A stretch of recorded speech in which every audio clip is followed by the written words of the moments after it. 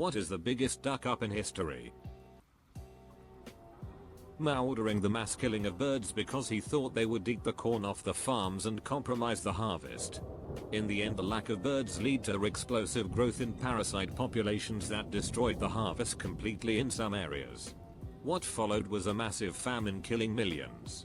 Also Mao ordering people to turn their farms into steel factories. Pretty much everything Mao did relating to food was a disaster. When Ronald Wayne sold his 10% stake in Apple for $800. That would be worth $35 billion today. Ronald Wayne is a very interesting man. He says he has no regret doing so. Which I assume has to do with Steve Jobs being a cold individual. In 2003, a lost hunter lit a signal flare near San Diego. The flare started a fire that would later spread to become the biggest one in the history of California. The fire destroyed an estimated 300,000 acres, 2,322 homes, and killed 14 people. In terms of the entertainment industry, Blockbuster turning down an offer to buy Netflix. Think though. What would Blockbuster have done with Netflix? Who's not to say they wouldn't have ruined it, preventing it from becoming what it is now? I'm certainly glad they didn't. 1666 Great Fire of London. Started by a baker who left a pie in the oven too long. Perhaps the bigger duck up was that most of the buildings were made of wood and built very close together. Fun fact, after the Fire of London initially started, naval administrator and famous diary keeper Samuel Pepys went to bed, assuming the fire would die down, only to be woken later by a servant who informed him that 300 houses had been destroyed. Before fleeing the fire, he spent a day trying to move his possessions from his house, including digging a pit in his garden and burying his, very expensive at the time, Parmesan cheese.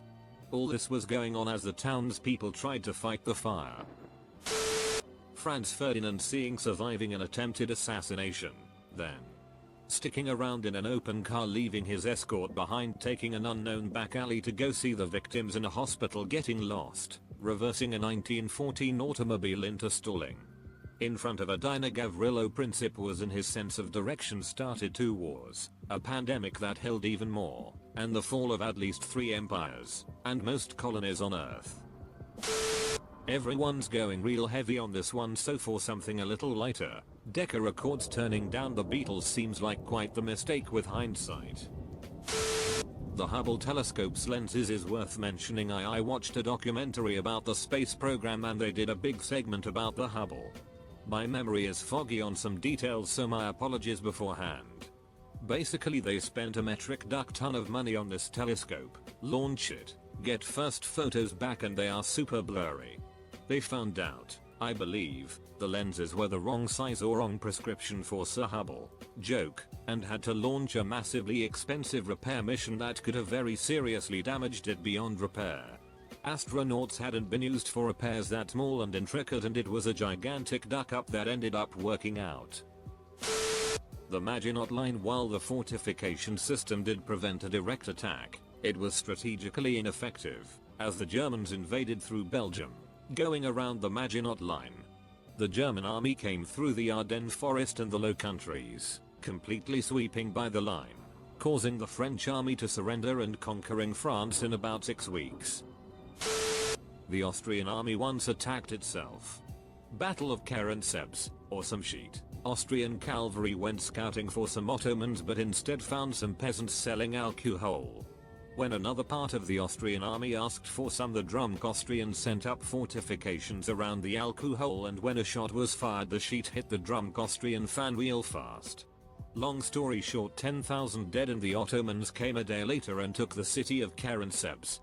Brought to you by the country that is recognized as the one that looks like a turkey leg. Not having enough lifeboats on the Titanic. They actually could have fit far more people on the lifeboats than they did. The real duck up was panicking and launching so many near empty lifeboats. Early during WWI, the chaps at English HQ had the idea to equip their men with helmets just as the other nations had done. In the month after they got the helmets, head wounds amongst the soldiers had doubled. This puzzled HQ. They had many discussions, including the idea of scrapping the helmets altogether. Finally, one fellow came up with the idea that there were so many more wounds, because without the helmets those men now wounded would be dead. When Bela Hightower farted in front of Elia Martell. The only one who was even halfway presentable was young Bela Hightower. A pretty lad, and my sister was half in love with him until he had the misfortune to fart once in our presence. I promptly named him Bela Brequind, and after that Elia couldn't look at him without laughing. Had Elia wed him in place of Rhaegar Targaryen, she might be in Old Town with her children growing tall around her. Tyrion wondered how many lives had been snuffed out by that fart. The Casey Anthony trial. People have this vision of the trial that it went really well for the prosecution and the verdict was a complete fluke. That's not what happened. The prosecution absolutely tanked. Like, literally everything they did helped the defense in some way. They put all Casey's friends on the stand to prove what an awful person she was. They testified to the opposite. Everyone said she was a great person and a wonderful mother who rarely partied because she was way too concerned with staying home with her kid. And it's not like this was a surprise. It's not like the friends changed their stories at the last minute to help her. No. They said the same things they told police. It's just that the media did a really great job picking and choosing what they heard, so the prosecution thought the jury would pick and choose as well. It didn't work that way. The jury heard all of it and internalized all of it.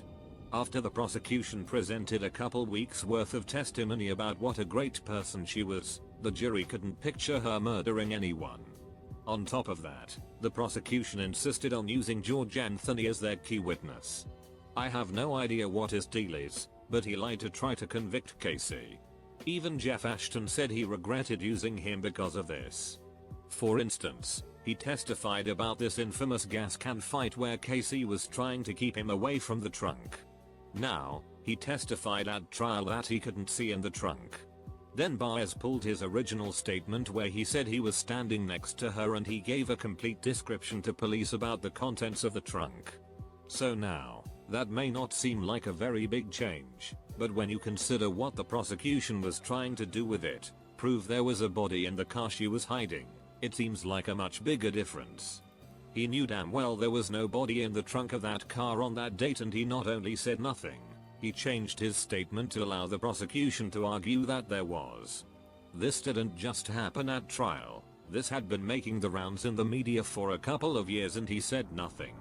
Not once did he correct them and say no, I saw in the trunk and there was only a couple of t-shirts. If you're sitting on a jury and this guy's hiding exculpatory evidence, and he's the other last person to see Kaylee alive, how is that going to sit with you? This isn't the only thing he lied about, and the prosecution knew he was lying about these things. The prosecution dug their own graves with that one. Edit. A number of people have asked if I believe she did it. Yes and no. She obviously was there and covered up the death. No one is denying that. But no, I don't believe it was premeditated. There does appear to be some degree of neglect on her part though.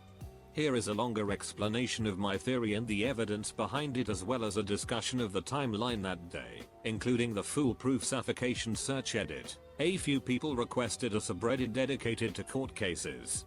I created one called Our True Crime Discussion. I have no idea if it will take off, but I put a few old posts of mine there to get things started. If anyone has a case they'd like to discuss, post it. The drug war. It's cost billions of dollars and thousands of lives, and has resulted in terrible outcomes. From cartels running huge regions of the world to mass incarceration of minorities in the US, nothing good has come of the drug war. Plus, it's accomplished the opposite of its purpose.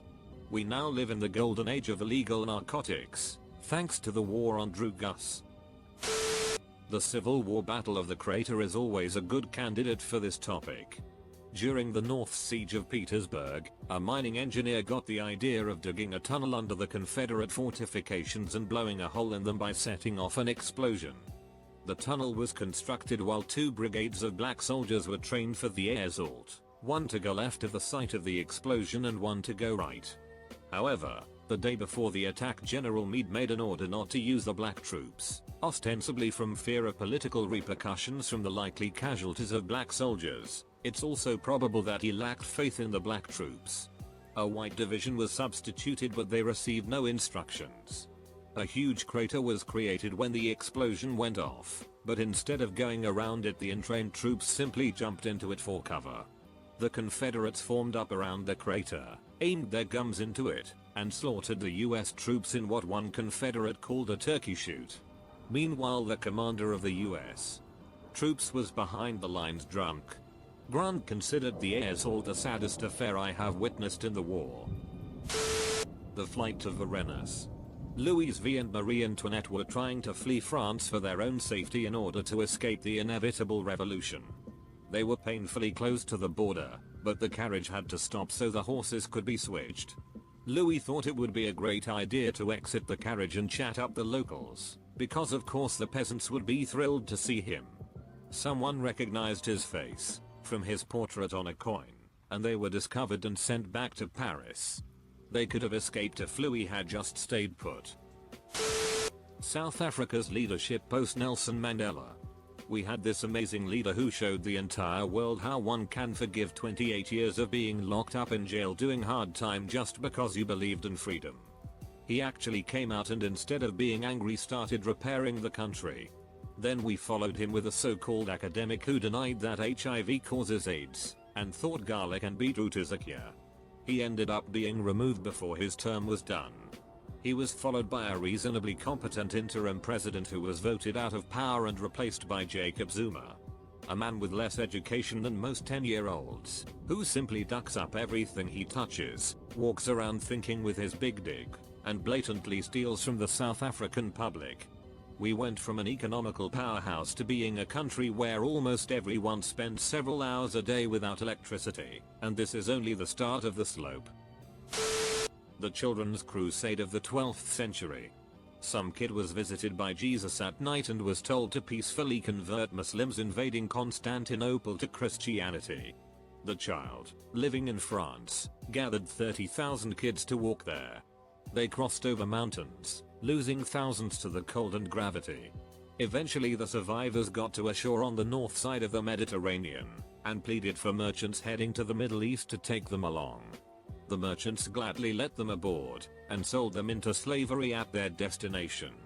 Stranger Danger 101. Mexico signing the Treaty of Guadalupe Hidalgo. Yes, they were forced into it by losing the Mexican-American War. But consider this, they signed the treaty in February 1848, selling what is now California, Nevada, Arizona, New Mexico and more to the US for $15 million. What they didn't know was that a couple weeks earlier, James Marshall had discovered gold at Sutter's Mill. The gold rush could have made Mexico rich if they'd held on a little longer.